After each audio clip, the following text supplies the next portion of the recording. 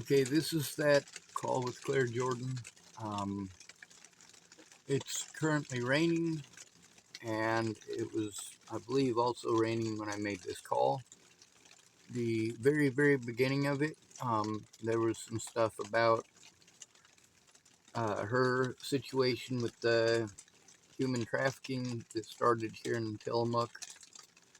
Um, she also verifies in this conversation that Shelley was a part of that. And this is very important as well. I mean, without going into the details that I gotta keep secret until the guy's convicted. Um, Claire did not necessarily do all of the right things in the situation. She did desperate things. All of her resources that she was having to spend to run around to all of these places that are supposed to help her, and they did not help her. They just wasted her time and wasted the resources that she had to spend to get there.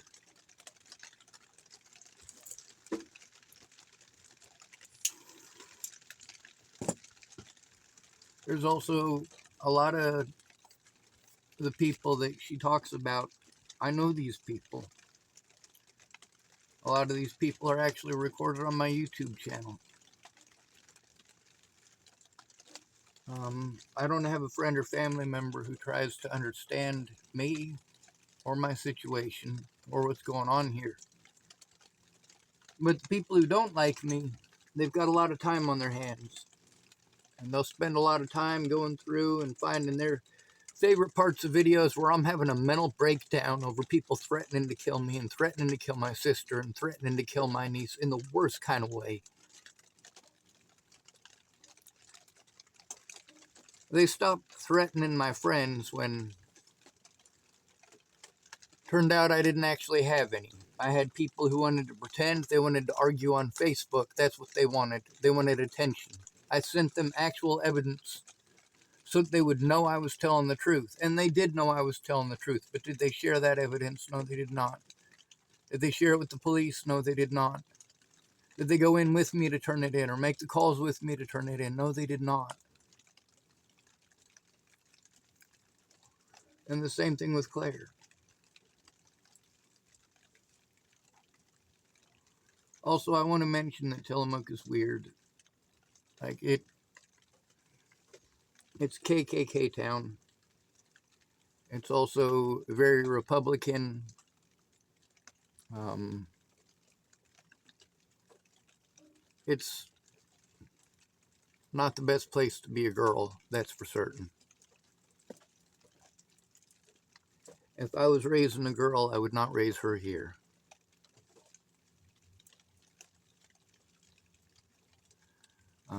This is the kind of place where people expect women to be super subservient.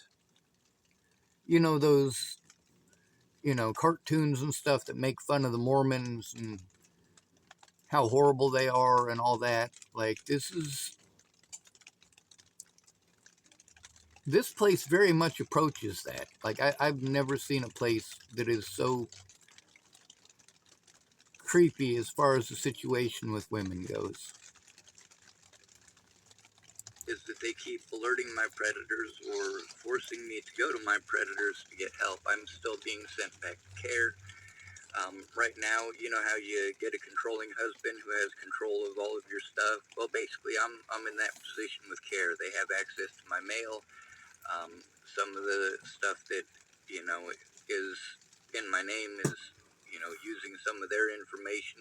I'm using them as my address currently, and I have to get some of that changed over. I'm also having to go through Shelley to do that. I was hoping that you might be able to make a statement about Miss Shelley and your situation, because I'm getting run around in circles. The stuff that I have that shows that I'm not delusional is great and all, but I got a better piece of information and a better piece of evidence right now. So I tried to turn in the abuse and the assaults in uh, April of 2024, I believe. Um, and that was in April to their supposed investigator who the court. I'm going to pause that just for a second. My coffee's, well, I want to drink some. All right, so we're told as disabled people that we're supposed to stand our ground. There's a lot of instructions that we get as disabled people for what we're supposed to do. And when we follow those instructions, it doesn't seem to matter. In the majority of the situations that I've been in with the police, I needed access to their body cameras.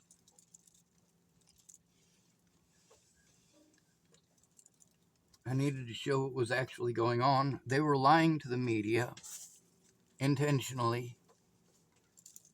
And the evidence that shows that, I wasn't allowed access to. Meanwhile, the media's allowed access to it, but they don't show it.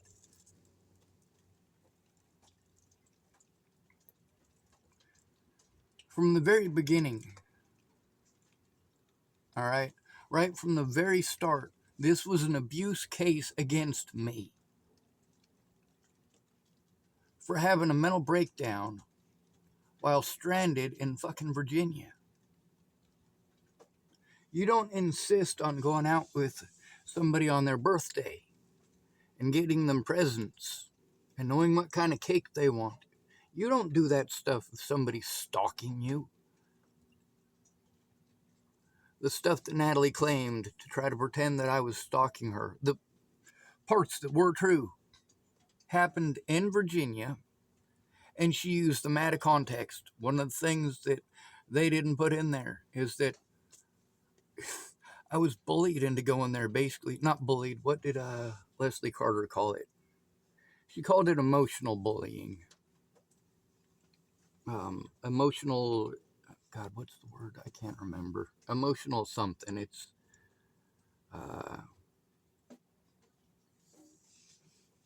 basically, she was wanting to get my attention and get me to go there.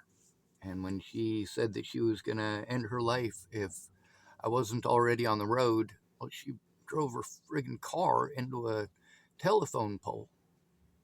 Now, what was it that she was telling me at the time? Her family was driving her crazy.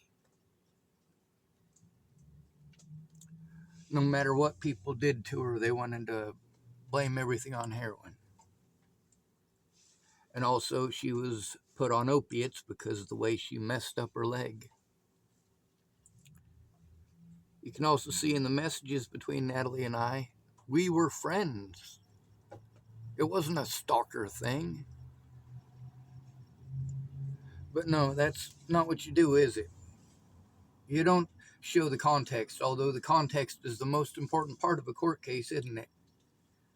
And in literally every single court case that I had to deal with the fact that I either A, didn't have an attorney, B, was repeatedly prevented from going to court, and of course, there's the see your ass out because we don't consider you a human being factor of all of it. Your evidence doesn't matter. We've already decided that you're mentally ill.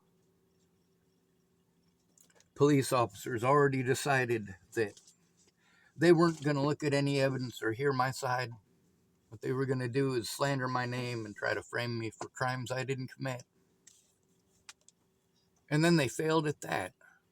The guy who actually killed Natalie's in prison.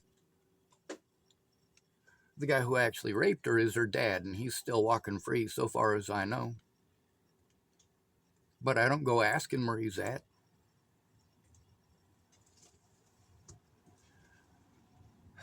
I hope he's in prison.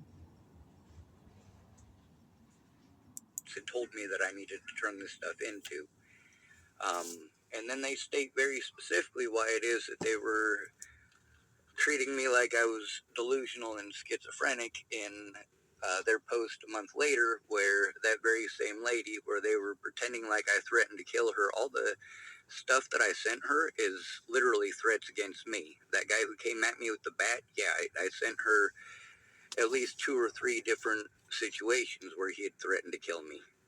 Sorry, the reason I keep calling it a bat is because the very first time that he came at me with it,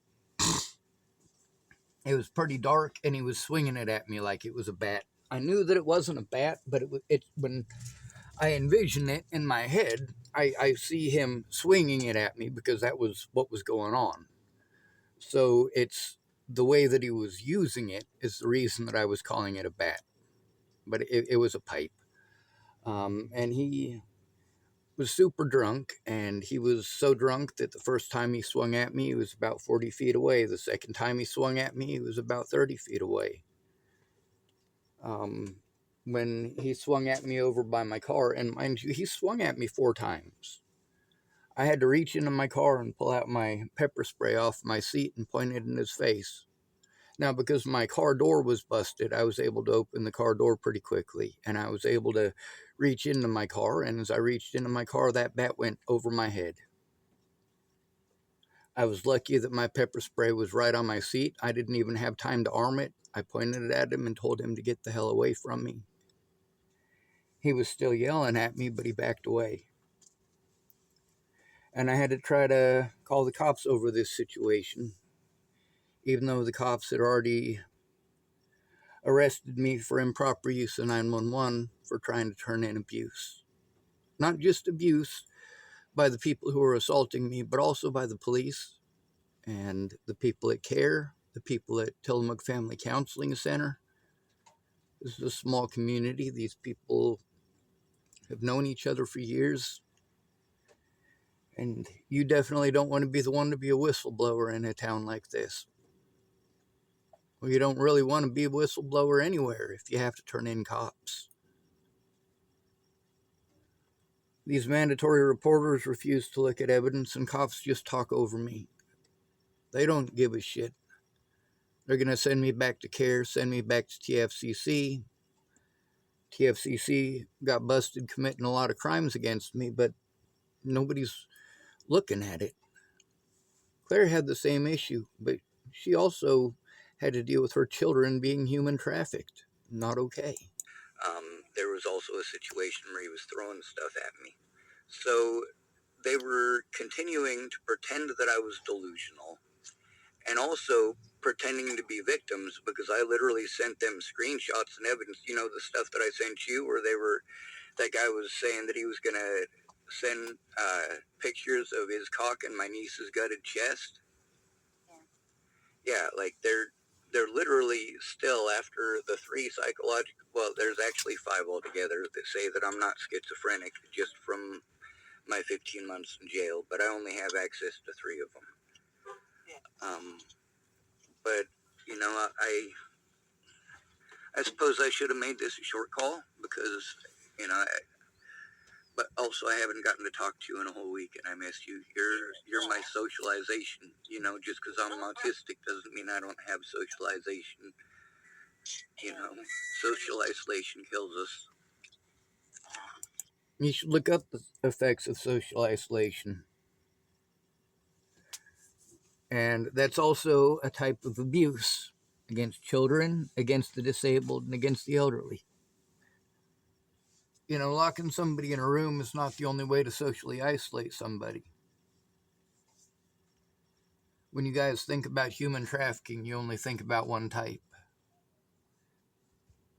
When you think about these situations, the same thing. You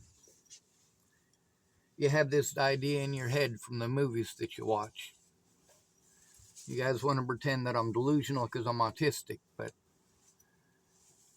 although I like a lot of quotes and sayings from movies, I use those movie references because some of you will get the reference. It's not because I believe I'm in some Hollywood film. I have nowhere to go. Anywhere that I have to go, I will have to start over from the very beginning without a friend or family member to tell these people, hey, Sean's telling the truth about this. The police need to know that it's not okay to blow me off when I try to turn in a crime. It's not okay to talk over me or send me somewhere else. They need to deal with the situation the same way they would deal with it if it's a 9-year-old girl who came to them and said, hey, not only have I been being raped for the last 6 months, but I've had to record it and put it on YouTube. How disgusting is that? And I get that I'm not a 9-year-old girl, but I am a vulnerable person. And they have shown those vulnerabilities by playing the mentally ill thing and pretending that I'm schizophrenic so they can keep evidence out of the courtroom or ultimately destroy it. They know I don't have the money for an attorney, and they know that I can't get an attorney as a quote unquote person who's being called mentally ill because it's tough to challenge without a friend or family member who gives a shit enough to look to find out what's going on. And I have literally never had one of those. What I've had is the useless friends, for the most part, that want to tell you what to do. And after you've done everything that they've asked you to do, they still don't keep their word to help you the way that you need. I needed somebody to look at this evidence so that when my predators pretend that I'm quote unquote mentally ill to insinuate that I'm schizophrenic or delusional, I've got somebody to stand up and step up and say, hey, no, there's evidence of it. I have seen it. I have seen the videos of him being assaulted. I have seen the videos of him being threatened. I have seen the screenshots, and I have seen the efforts that he has made to contact your investigators. And all these places want to tell you that you can't record. No, I absolutely can. All of these peoples and all of these places are profiting from this. They are gaining from this, from looking the other way, from saying, well, like you get to hear mandatory reporters over and over again telling me, they say, well, I don't have to turn it in because I didn't see it. Like they dragged this shit out for months and months and months over one crime. And while I'm having to deal with that, I'm having to deal with hundreds more crimes. And if I don't record it, they get away with it. They get to pretend that they didn't know. They weren't aware. Well, we've got evidence from Russell that shows they were aware. I'm sorry for talking so long through this one. Claire's call is important and it's pretty long. It's killing me right now. Yeah, I feel all isolated. I just have to sit here and wait for everybody else to do their jobs. And then if I don't, like, bug them about it, it doesn't get done. And if I do, then I'm being annoying and then they dig their feet in. Either way, they don't do anything. I don't know what to do about it. Sorry. Yeah, that's the. Because, like, I'm to the point where there's caseworkers that will talk to me because they know what I've been through and they have like more access to like the police records and talk to detectives and things like that. But like everybody else, I feel like I can't even talk to people anymore because they just don't freaking get it. Well, you're autistic. Autistic with PTSD. Exactly, 100%. Years of being exposed to. Now, what are my diagnoses? Asperger's, which is high functioning autism, same as her. And post traumatic stress disorder, same as her. See, this abuse, you guys pretend that it's our fault that we're being abused for speaking up. You pretend that it's our fault for being abused because we're not speaking up. You pretend that it's our fault for being abused no matter what we do. That's the problem with autism. You don't know the difference between autism and schizophrenia. You can't tell the difference between somebody rambling because they're scared and have been through a traumatic situation or are still having to go through it and having to be afraid every day, and somebody who's having a bad day because he thinks that fairies and flying meatballs are out to get his spaghetti. I mean, come on here.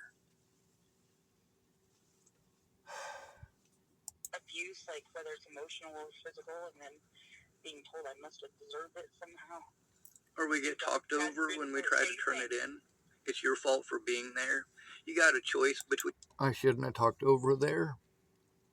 You see how both of us have a bad habit of doing that. We're horrible about it. Her and I have horrible conversations because we constantly talk over each other. So, as far as her being able to advocate for me, that's difficult. Getting her to see the evidence is difficult. She gets traumatized by it. Um, Being homeless or being beaten and raped by your former spouse, and basically if you stay with him, then you're told it's your fault for staying there. I'm generalizing about things that are very, very, very common out here, not just towards her. And I didn't mean to go off on the rant. It's just, like I said, If you leave, you're told that it's your fault that you're homeless. And then they would have taken the kids to live in the car when they had a perfectly good house. Because people out there like care and the caseworkers and stuff aren't actually like working with each other properly. It's all a religious owned stuff that doesn't follow the rules, and they do it how they like to, like a 7-day Adventist. Oh my God. yeah, in all these places, they say that they're not going to follow the law or even allow me to follow the law because their protocol is different. That goes for the jail, that goes for the church, that goes for the library. And of course, the library, they'll tell you two different things at two different times. Like when the guy at the library, the first time I told him about the abuse that I was having to endure there, he said that they don't call the cops. The second time that I let him know it was still going on, and I asked him what they're supposed to do, he said, well, we would call the cops. Well, come on now. That's what you should have done to begin with now, isn't it? You know, and this, when she starts talking about the religious stuff, yes, I definitely see it, and I definitely hide from it. That's another one of those situations where, you know, many of the people who have been predatory over the Natalie Bollinger situation have accused me of being a Satanist as their excuse. Like, it's okay for people to contact me from British Columbia because they saw this thing on the internet, so they're gonna accuse me of being a devil worshiper. Like, come on now. And her friend got involved in it. Like, I have been stalked by groups of people.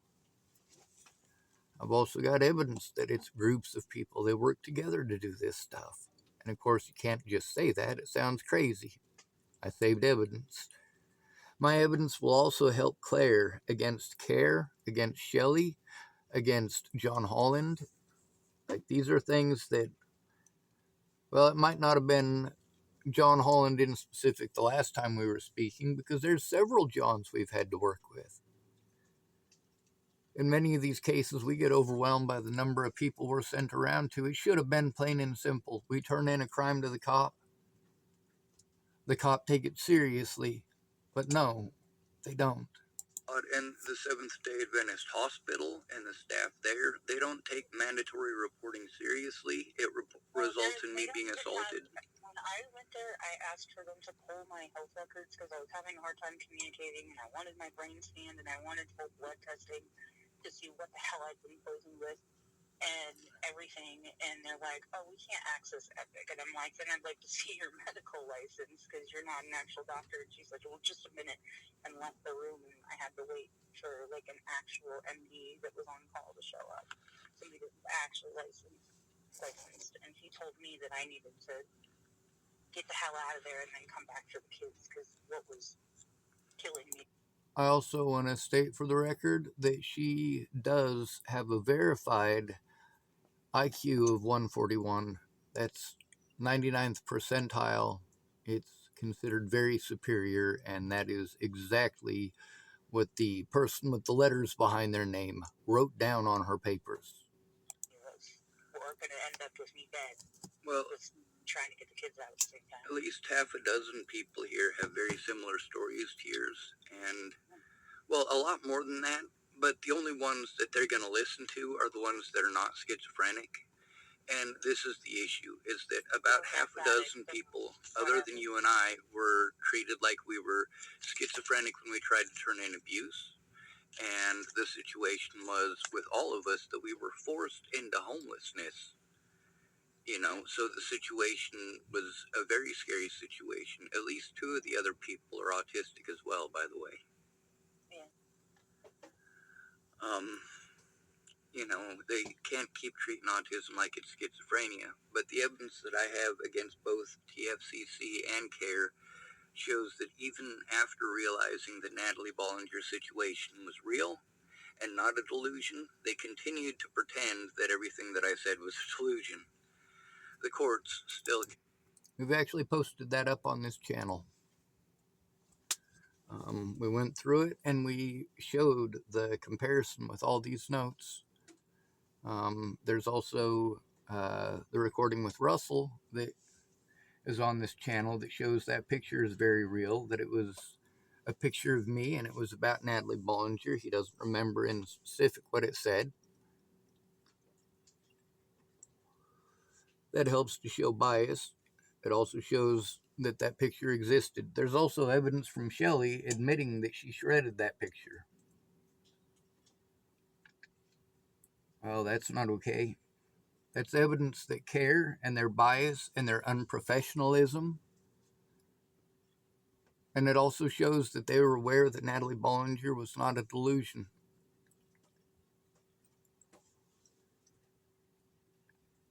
CARE has stuff all over their paperwork that shows that they continually tried to pretend that I was delusional.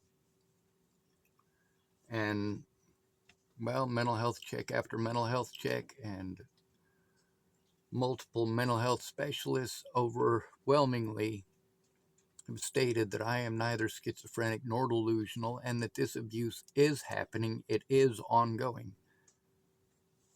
So why isn't anybody doing something about it? Why isn't anybody actually investigating it?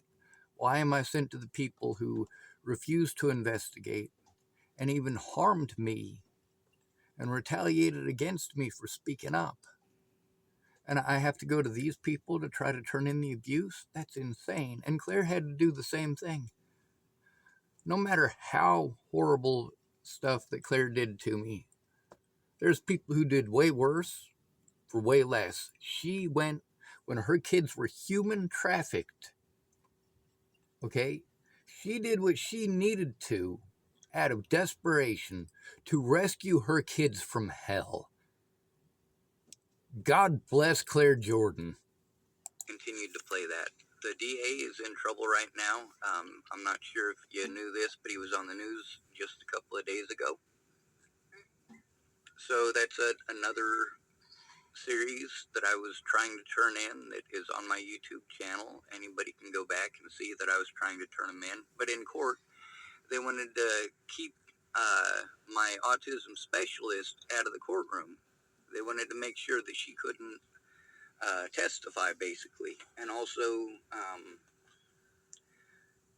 they didn't have a case against me. So through the entire trial, the prosecution, all he could do is basically try to grind on my mental health. Like, go out his way to try to insinuate over and over again that because I called the cops about assaults, that these were delusions. Like, he just kept that up. That was literally his entire case.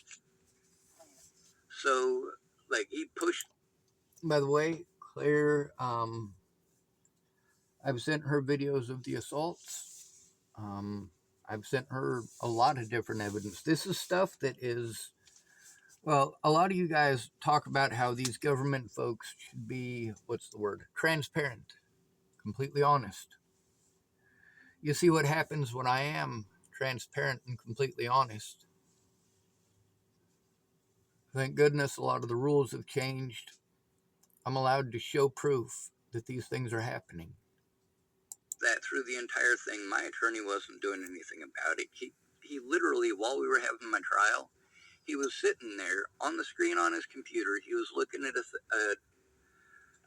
what do they call that, trial clock or whatever, the lawyer app that lets you know how much money you've made per hour. He's literally watching that on his computer while we're having trial. I'm like, this is useless. Yeah. But the reason that I'm bringing that up, I was hoping that you could make a, even if you can't give details, because I do understand, if you could make a statement about Miss Shelley and also about John, because the two people that I was sent to in specific, you know, when you told me what they were doing to you, what they had done to you, that set off red flags, and the fact that they had continually done this to me previously, it's their MO, you know, it. Yeah, when she told me that Shelley was involved in, God, you guys would hate yourselves for ignoring it. There is no doubt that nobody should have to go through that. Not her, not her kids, nobody. It shows that I have every right and every reason to be afraid. It does validate for the people that I'm trying to get help from that it's not just me. And also, you know, that did very much change how I interacted with those people, because it did make me, you know, even. And I posted that part on here already. Claire let me know about these people. When I let her know that I was having to go to certain people for help, she warned me about it and warned me what they'd do. And she was absolutely right. She was 100% right about what she had to say about John. She was 100% right about what she had to say about Shelley. 100% right. 100% right about Helping Hands. 100% right.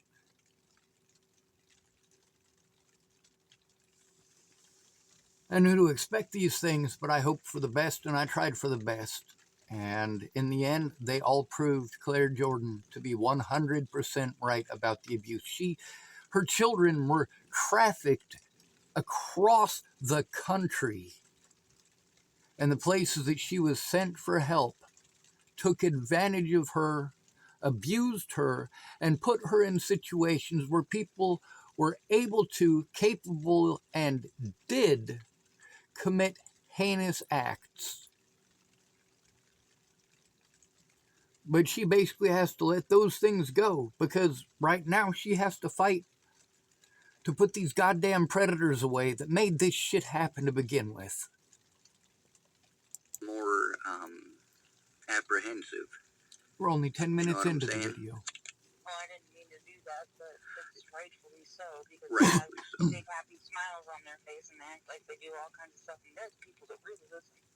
And let me tell you, like, made me feel like I was gonna get stuff done. So I took a sigh of relief, and and and then next thing you know, it's like 10 times freaking worse. You know, Yes, I've got a ma'am. fake caseworker for CPS showing up saying I can't have my kids. So when I finally contacted the entire state, all the way up to the top, saying that I wanted like at least a summary of the records and visits that they used to give a non-custodial ex-stepchild to my abusive ex, like they actually paid him to move to Florida from Oregon State, so they paid for him to kidnap a child across the country, and they didn't want to talk about it after that. And was Shelley involved in? That's the same thing I'm having to deal with. I'm running into brick wall after brick wall. These mandatory reporters who didn't do their jobs are not going to do their jobs after the fact. They're not going to be mandatory reporters against themselves. They're not going to call up Adult Protective Services and say, oh, by the way, I screwed up. No, they're not going to do that. They're going to choose their wording carefully to try to insinuate that it must be a delusion if they try to turn it in. Whereas if they would take 10 seconds to look at one piece of evidence, that's one thing they can turn in. It takes 10 seconds of their time. It doesn't take from 2002 until present to do absolutely nothing as a mandatory reporter.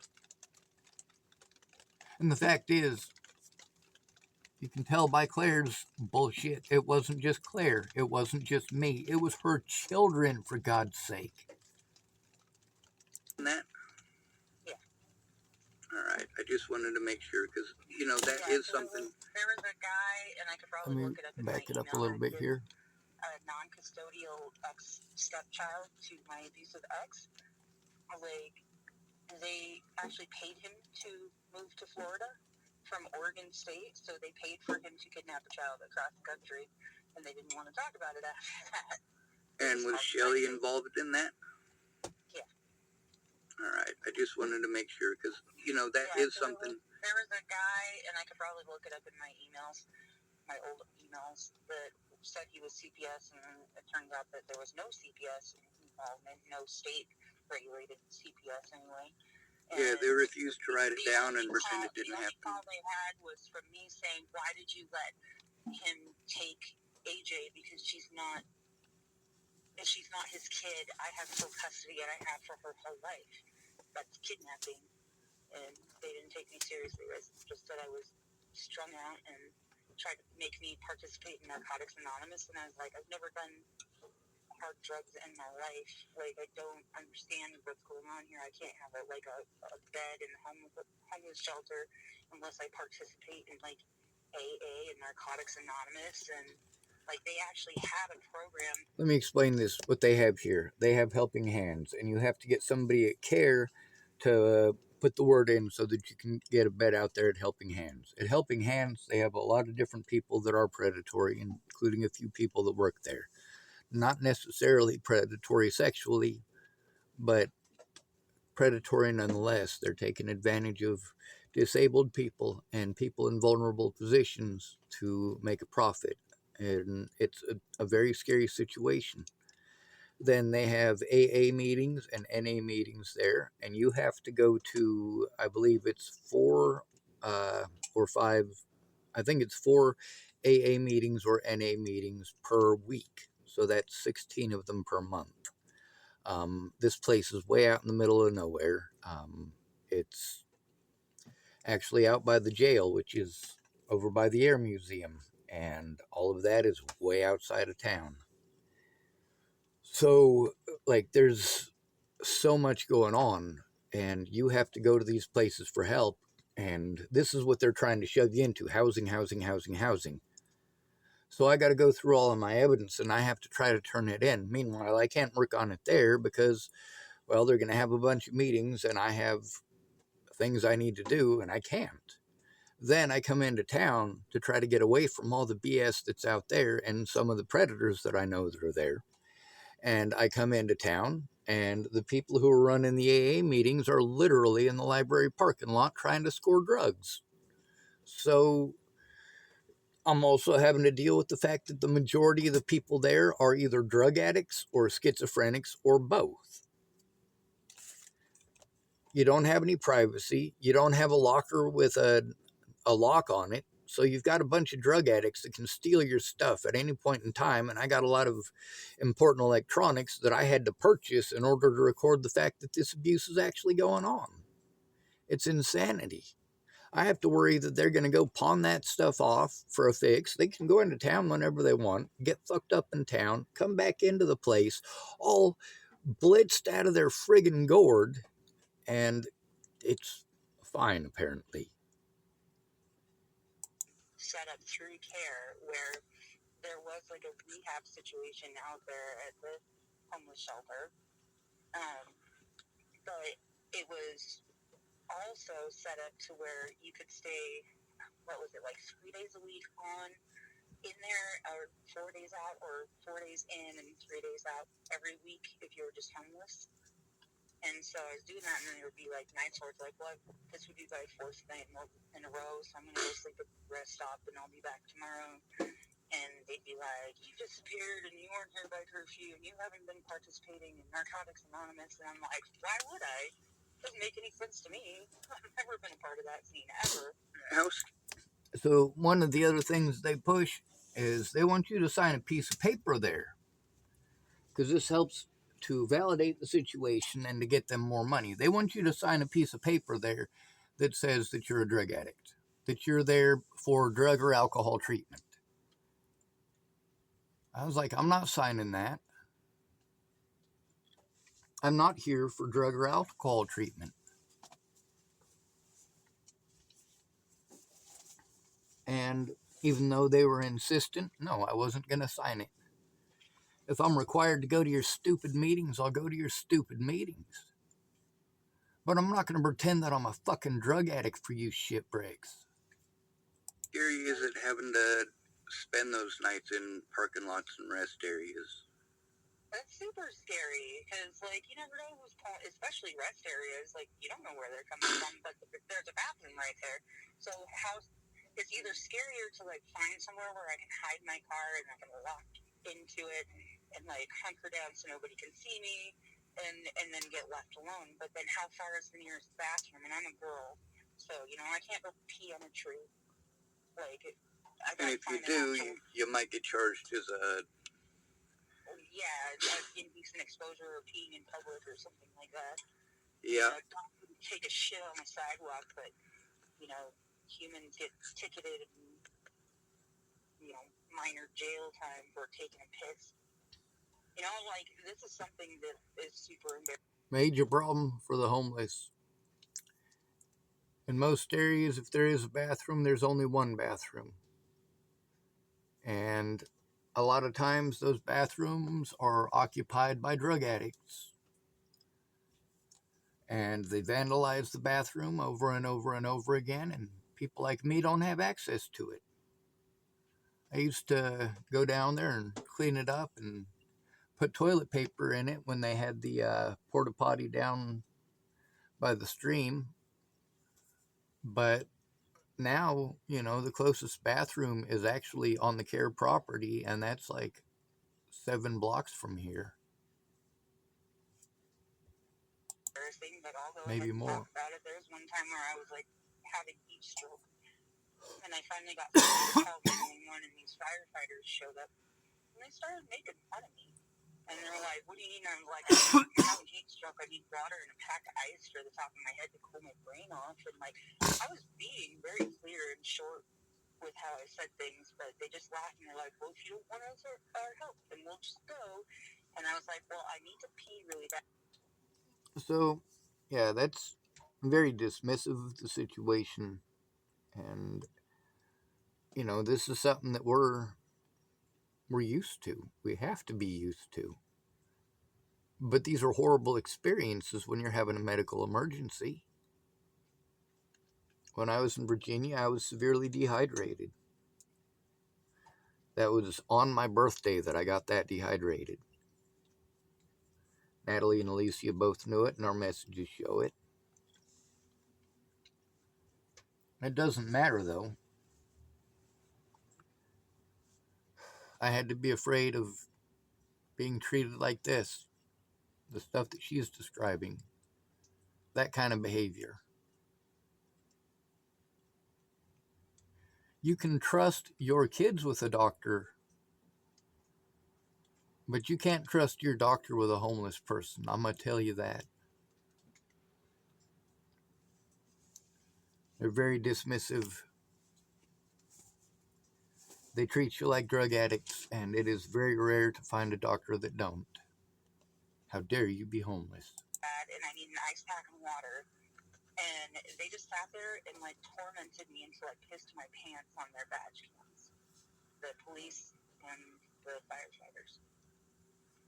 And I was absolutely freaking mortified because all I was trying to do was get to a point where I could get past the heat stroke and keep on trying to keep on, and they wouldn't even give me a bottle of water. Yes, ma'am. First responders. I've been trying to turn in. That's terrifying. Now, please don't downplay the importance of this. Please don't. Water access that's essential. You'll die quicker without water than you will without food. Abuse that you turned into me, and I won't get in specific about the abuse, but I tried to turn it into care. I tried to turn it in while I was in jail. I tried to turn it into the sheriff's department repeatedly. I tried to turn it into the police department. I tried to turn it into TFCC. I tried to turn it into everybody. They were supposed to have an investigator come from the state trooper's office, and he never. Every time she told me about it, By the way, our text messages between Claire and I from jail show that she did, in fact and indeed, contact me about that and did verify it in texting. And since it's the jail texting, then the deputies can see it. They had access to see it. So they were aware that these accusations were being made and that they were accusations of abuse against children and herself. Deputy Chase Moody was the only one to actually try to get something going off of that. Unfortunately, the state trooper who was supposedly going to come see me and investigate never showed up. His name was Rose. That was his last name, obviously. There were multiple situations of assaults and abuse in the jail and outside of the jail, and that included the abuse by the police officers, CARE, and TFCC. So while I was incarcerated, CARE and TFCC, who knew that I was trying to turn them in, just abused the shit out of their positions of power and assisted my predators in pretending that I was delusional. And no matter how many psychological evaluations they had, like at some point, double jeopardy has to come into play. How many mental health evaluations are we going to have me take that say that I'm not schizophrenic or delusional before you stop pretending I'm schizophrenic and delusional and denying me my rights?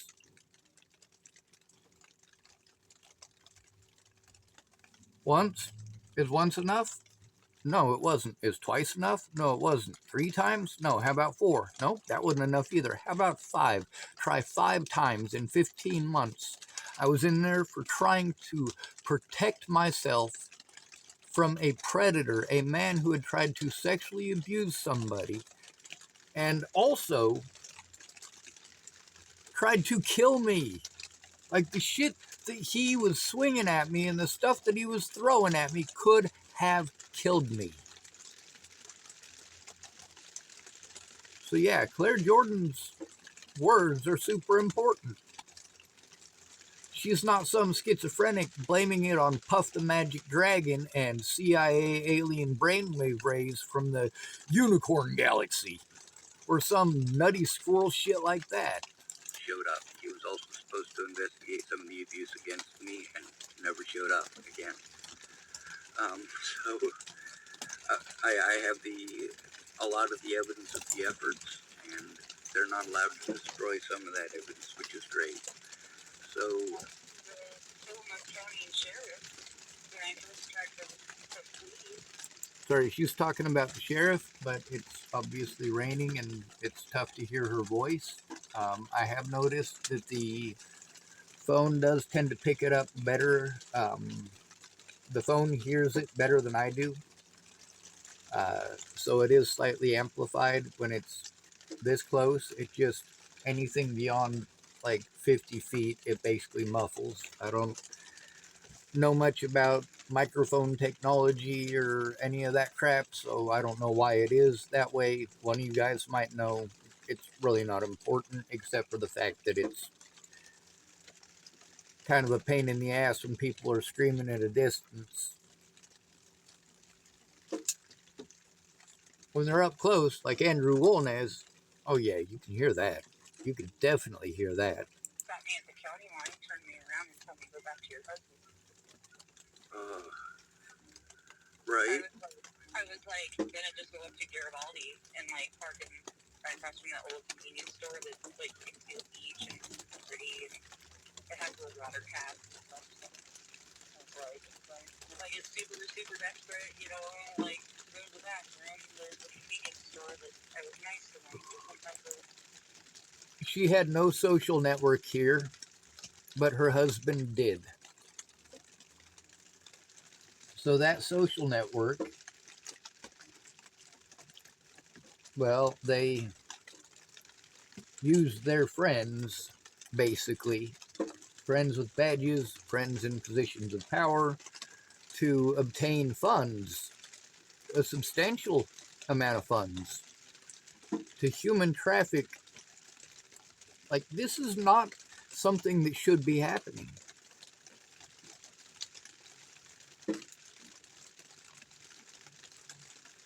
You want to pretend it couldn't happen to you? It absolutely could.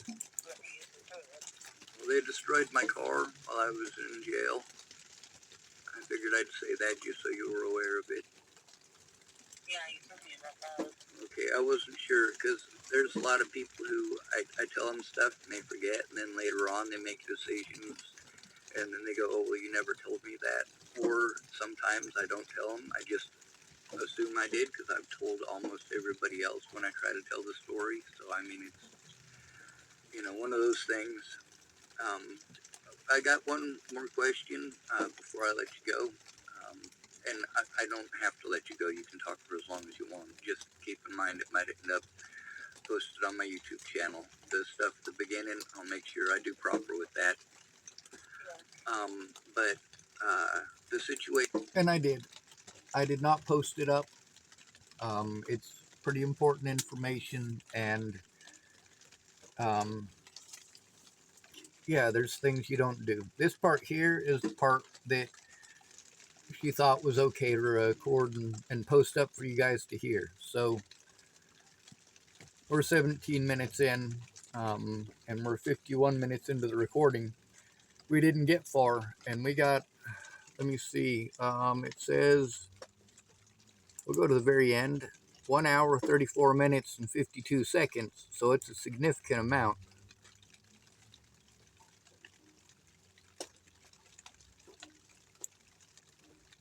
So we'll download this, and we'll get started on the next one. Like I said, this is going to take a few days. It's not that these things didn't happen. Obviously, these conversations did happen. The things that were said absolutely were said. It's also after midnight here. So we're going to end this video. I do want to say a few words about the missing and murdered peoples of, well, all across America, actually, but very specifically those of Hardin, Montana. I've made videos about them in the past, and the atrocious crap that they have to go through. People need to work together to put a stop to this, regardless of the socioeconomic status of the victim.